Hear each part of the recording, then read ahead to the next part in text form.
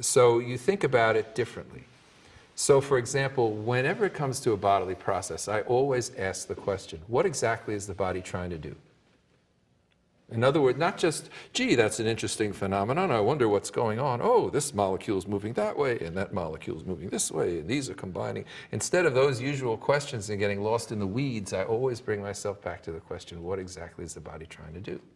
So it leads to discoveries such as in my most recent research about inflammation. Inflammation is now understood to be the root cause of so many things that make people sick and die these days. Heart disease, cancer, diabetes, Alzheimer's disease. All of these things are now laid at the doorstep of inflammation. Oh yes, it's chronic inflammation, but we don't know why. Why? Oh, well, all these additives and insecticides and preservatives and trans fats and everything like that. What I have come to discover is that it's not a matter of what we're eating, it's really what we don't eat. It's really a matter of nutritional deficiency. And the key discovery about the process of inflammation itself is that medical science has it absolutely wrong. Read any medical textbook or biological textbook and they will tell you that inflammation is a natural response to tissue injury. I will tell you that is categorically not true. It's a natural response to infection. If there's no infection, why is your body getting in its own way? Why, if you sprain your ankle, do you have to put ice on it to keep your body from doing the wrong thing? From getting, so this is the kind of thing, when you actually understand that the body is living, you begin to understand these things. So the discovery led to, and other observations basically led to the idea that it's a particular amino acid called glycine, the simplest amino acid there is, which most people are deficient in. Why are we deficient in glycine? Well, we all know that we have to eat whole grains in order to get the B vitamins we need. We discovered that 100 years ago. Whole grains, fine, but what about the whole pig, the whole chicken, and the whole fish, and the whole cow? Right, we cut off the muscle meats and we throw the bones away, but everybody knows grandma's chicken soup is so good for you. Why? Because you're boiling the collagen out of the bones. That's the protein, and that's where most of the glycine is. Well, it turns out that glycine is also an amino acid that, as the free amino acid, is needed in high concentration all the time in your body to keep those cells that do the inflammation from being hyperactive. So if I sprain my ankle because I'm not glycine deficient, it doesn't swell up. If I get sunburned, oh, my skin can get as red as a boiled lobster, and then I come in, I go in the shade, and then it fades, it goes away. So that led to actually developing it as a product. So I actually sell a product called Sweetamine, which is mainly it's glycine in a form that's it's formulated like a sweetener. So all you have to do is add it to something you drink every day. And it restores the amount of glycine that you might otherwise get if you had all the bones and the connective tissues from the meat, fish, and poultry you eat. And are there other benefits to glycine, or? Well, yeah.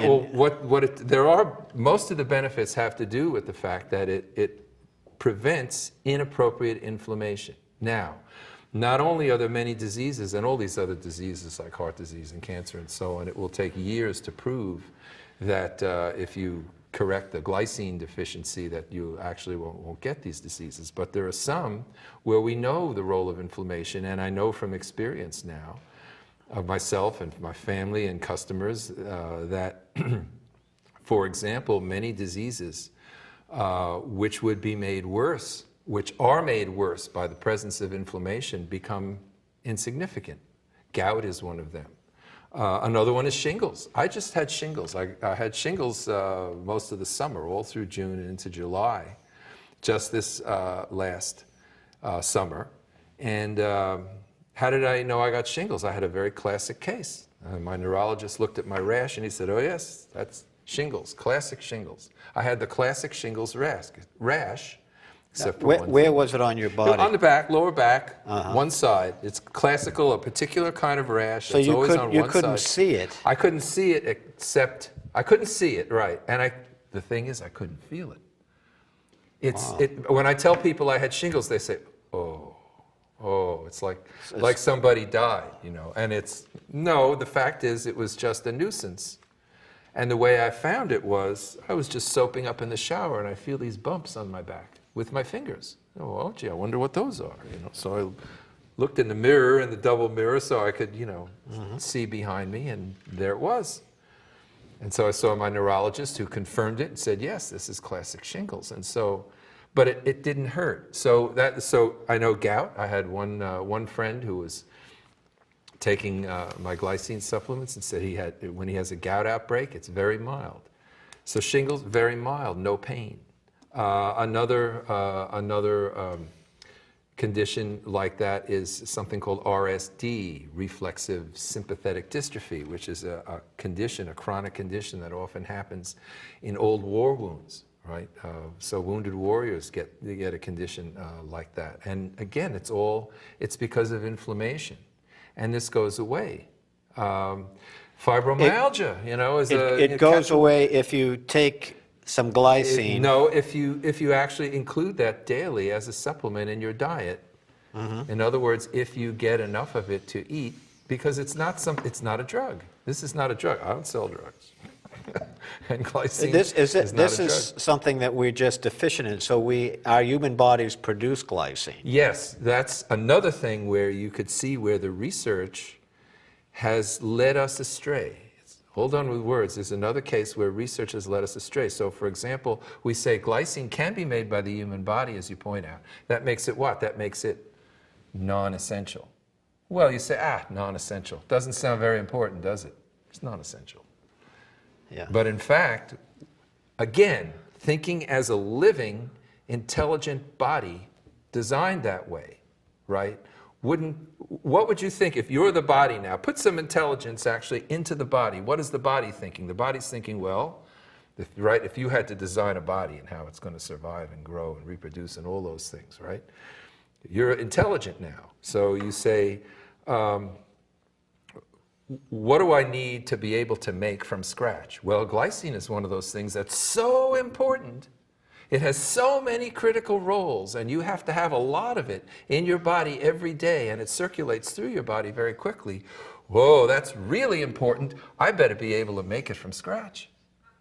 So you see, here we call it from a nutritional point of view, we say, oh, it's non-essential. But from the body's point of view, hey, this is real important. That's why it's made from scratch in the body. But it doesn't make enough of it, especially because the particular amino acid content of muscle meats actually, even though it has some glycine, it actually strips glycine from the body. That's another longer topic that we don't have time to get into. I see. But all I can say is that... So your research has focused on trying to improve life. Yes. As, I think most all research tries to improve life, but you're saying that overall the biology has had like a death grip on itself. Or this particular thinking that living beings are really complex, inanimate things has had a death grip on our biological thinking and everything that's flowed from it.